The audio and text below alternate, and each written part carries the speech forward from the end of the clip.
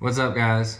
Welcome to what's going to be the last video of 2022. It's New Year's Eve today, and I wanted to take the time to discuss my top baits of 2022, my most productive ones, the ones that caught the most fish, the ones that I had tied on the most. I want to take some time also to show you my rod and reel setups, my combos that I use for my BFS fishing. Or I mean, most of you guys probably think that I'm doing more what you call like power BFS fishing, but I mean, it's still a lot smaller presentations than what you would consider conventional bass fishing for sure. I haven't been bass fishing all that long. I would say maybe only 4 to 5 years seriously. So I feel like I'm just now starting to get into the flow and really have created a style of fishing that really matches how I like to fish.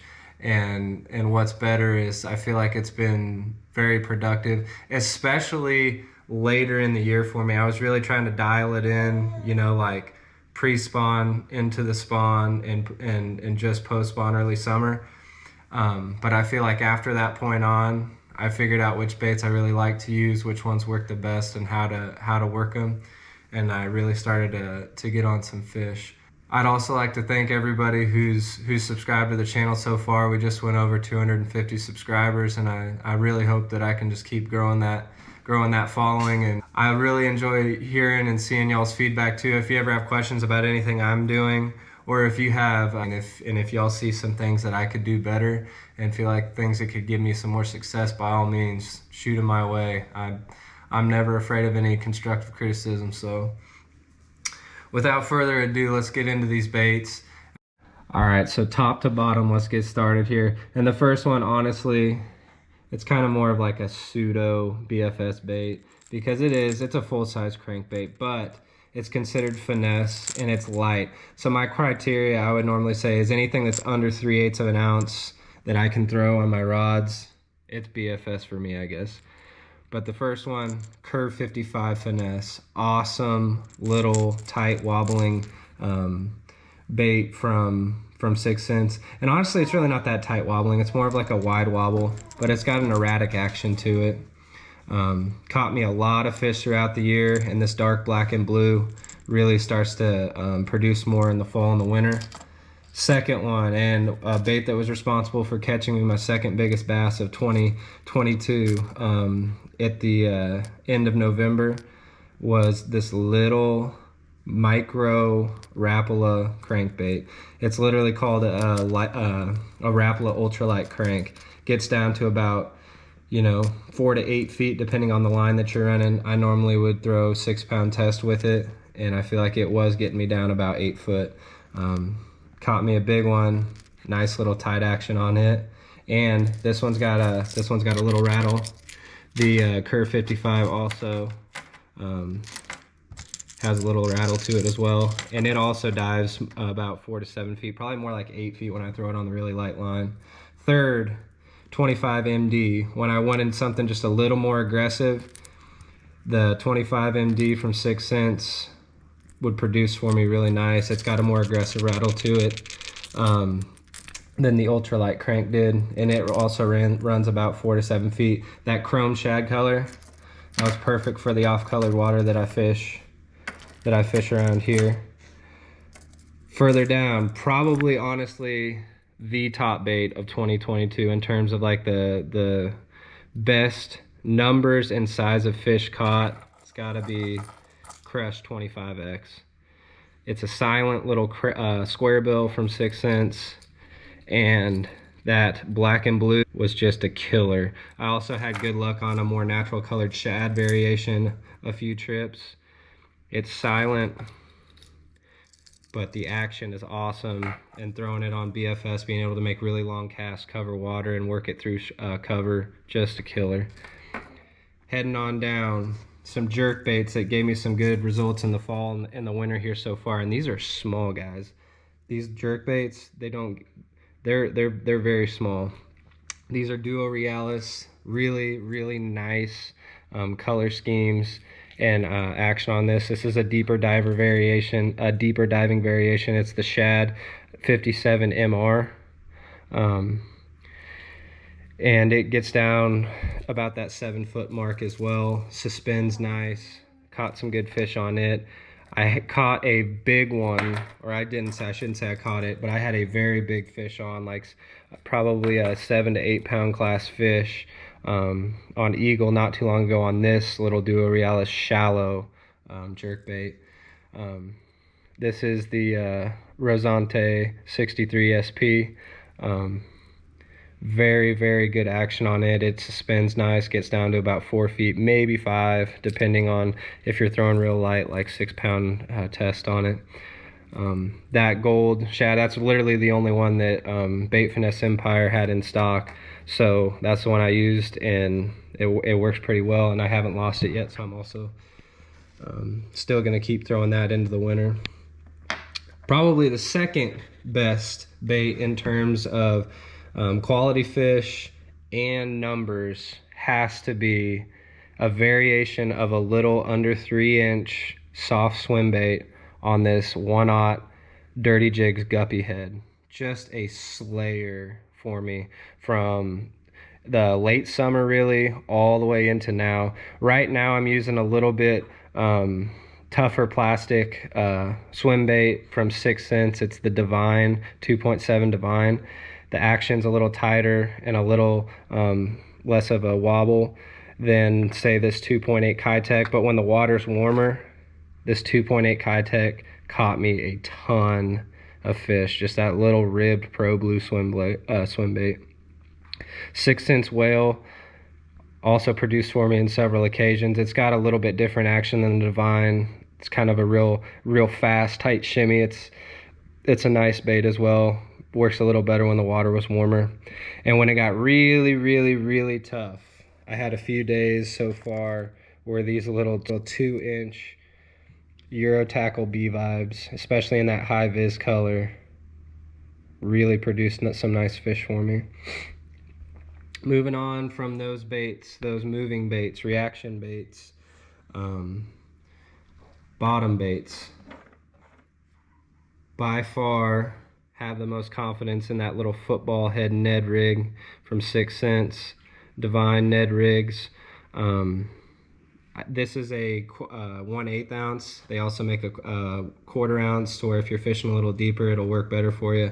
And then their 2.4 stroker craw, really good combo on that. Have a lot of confidence in that. I'm thinking about for the winter time, since they kind of have a hard twirling action to them on those claws right there. I'm thinking about clipping the tips off just so that they're more of a flapper type bait with less action. Might get a few more baits in the cold water there. In the spawn, pre-spawn, and just early post-spawn, man, this little Z-Man micro jigs, literally just a skirted Ned rig, thing's a killer. I had a little more success with the black and blue color though on most of my legs, but I couldn't find any in my tackle bag. But those little Z-Man micro finesse jigs, really good. Another good bottom bait for me was just a tiny 1/0 EWG hook with a tungsten bullet weight, and then some variation of like a craw, or a really good bait for me is the Z-Man Bugs. Also, I really like throwing that on the Texas rig, or a very small curly tail worm. And then also just after the spawn, just after like end of May, caught a whole bunch on the drop shot with the 6th Sense glitch on a drop shot. Worked really good for me. Going forward, I got some new ones in. Check out these Ned rigs. So that's a full-size TRD. Look at it in comparison to this micro TRD. Look how much smaller that is. Tiny, tiny, tiny. And they had to make new jig heads because these are so small. I'm hoping I'm gonna be able to apply those soon when the bite gets real tough. That's just a normal TRD. I got a PB&J TRD. I got some little ticklers. And then there's also a little white shad version. I didn't bring that bag in, unfortunately. But another pseudo BFS bait. This is almost more like a full size in terms of length jerk bait from Megabass, but it's their 110 plus 1 junior. Gets down pretty deep. suspends nice, and I mean, you know, you get what you pay for with Megabass. The action's gonna be great, durability is gonna be good. So looking forward to trying to use those. This bottom rush Duo Realis Kabuki, it gets down pretty deep, about 5 to 9 feet. Haven't caught anything on it yet. It's silent. It looks awesome though, and I just feel like I've really only thrown it once or twice. I don't think I was using it quite in the right condition, so we'll find a good time to throw that, and that'll be nice. So from right to left here are my my rod and reel combos, my BFS rod and reel combos that I've been using this year. First one is a Suranoia Hurricane. It's 60 bucks on Bait Finesse Empire. It's a 6:6 to 1 gear ratio, I believe. It's more of a slow gear ratio reel. Normally have 6 or 8 pound fluoro on it, depending on time of year. I've got 6 on it right now, and I got it paired up with a Suranoia Dragon, 7-foot 2-piece rod. If I travel, I take this one because I can break it down into 2 pieces. It's caught me some big fish. It caught one of the 8-pounders this year and handled it just fine. So cranking on the lakes, I use that. But otherwise, the 3 of the other rod and reels that I have, I mean, they're multi-purpose. Anything that I'm gonna do, I can do it on all 3 of these. The very first combo that I got was this Cast King Zephyr, and it's treated me really well all year long. Been super smooth, minimal to no issues with it at all. I love it. It's a 7:2 to 1 gear ratio reel. I normally have 6 pound fluoro on it, and I got it on a Dobbins Sierra 7'4". It's rated for 1/16 to 5/16 ounce lures, and this one actually is rated for 3/8 ounce lures. So if I'm going to throw a little bit heavier crankbait, I throw it on that Dragon. But otherwise, I mean, that 7.4 can throw anything. And another benefit of it is that 7.4 gives me a little extra leverage, and I can wing baits out there a mile. Caught my PB on that rod in August. Love it. This is the 3rd combo that I bought. Name, we don't hit that. The 3rd combo that I bought. This is a Suranoia Dark Wolf. I love it too. I've had no issues. Been throwing a lot more jerk baits on it. It's a 7 1-to-1 gear ratio. So it's a pretty universal reel. You could use it for about anything, and normally have 6 pound fluoro on it as well. No issues with it. It was about 97 bucks on Bait Finesse Empire. The Zephyr is that version is about 69. These Dobbins rods though, guys, they're not cheap, but my goodness are they effective, and I love them. Been really durable. I broke one of them earlier, and the guys out in I believe they're in Sulphur Springs, man, they sent me another replacement in like 2 or 3 days. So I like their customer service. I like their rods. They're good quality, super sensitive. I feel everything with them. This is actually a 7-foot rod though, so this is a little bit shorter. It works a little bit better in the John boat on the river because it's a little bit shorter when I'm closer to the water. Naomi, quit knocking those around. So I got a little spending money for Christmas and some gift cards, so I decided to put it towards this real nice Shimano Curado. They're actually in stock now for the first time in a really long time.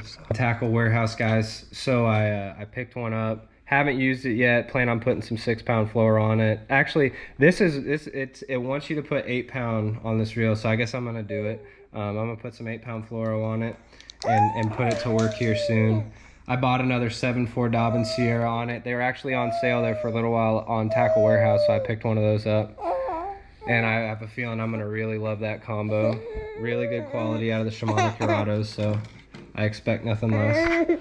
All right, so I want to thank you all again for watching my vids in 2022. Appreciate all the love and support. Here's to another year of catching more big bass and learning some new tricks and techniques with the BFS stuff. And BFS fishing really is just made finesse fishing fun again for me, and it's really gotten me a lot more bites and fish. So I'm gonna keep throwing it and seeing what we can produce here in 2023. So I think she's saying goodbye. She needs changed and fed or both. So we'll see y'all next year. Peace.